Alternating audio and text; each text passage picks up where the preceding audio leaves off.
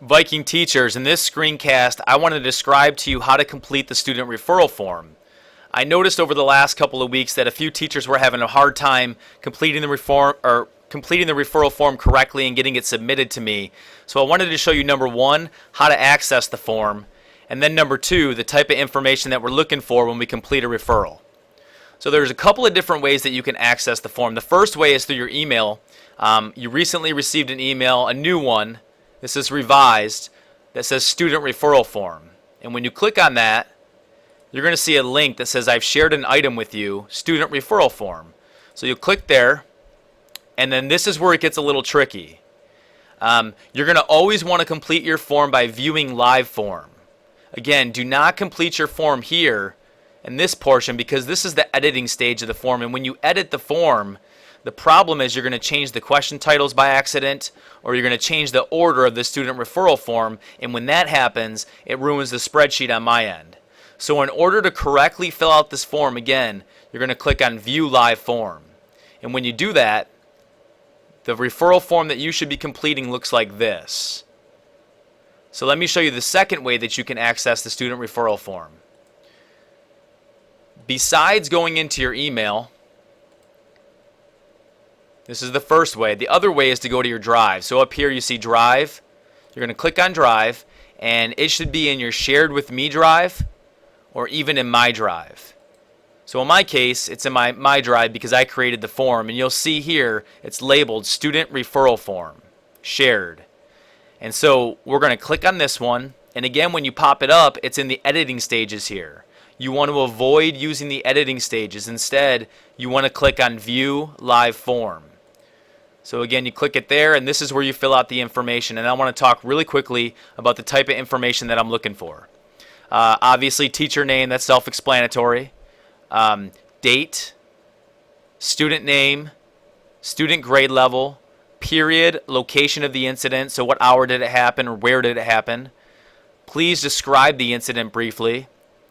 And then tell me the pre-referral action steps that you took prior to writing a discipline referral. So for example, I want to just fill this one out to show you what it's going to look like when you fill it out, because the only bad thing is these little form fields are not too big, so you'll lose sight of your text. So it says here, let's just say that Jimmy was being disrespectful in class. Let's say when I described the incident, he wouldn't sit down when I asked him to sit down and get focused on his work. So what did we do? Well, first of all, I had 3 personal conversations with Jimmy about adhering to adult requests. Then I contacted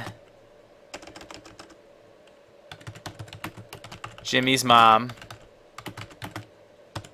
and explained that the next time he refused to follow a request, I would have to write a referral. Done. Now when you go to the next one, all you're going to do is just take your cursor down and click in the field. And then the next one says date of parent contact. So just give me the date that you contacted the parent via email or by phone, and then result of parent contacts. Describe to me what the conversation was like, what the email correspondence was like. Was it a positive one?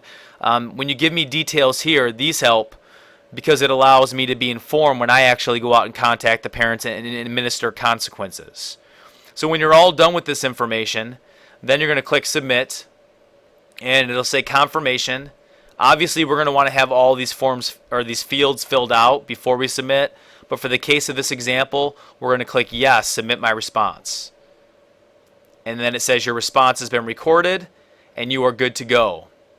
Now, let me show you what it looks like on my end when I receive the form data. So I go into my Drive, and I go to student referral data, which you don't have access to. And there you can see the information that was filled out. And this allows me to kind of get to your information quickly in a speedy fashion, and then support the students and you in the work that you're doing in the classroom. So I hope this information was helpful. Please let me know if you have any questions, and have a great day.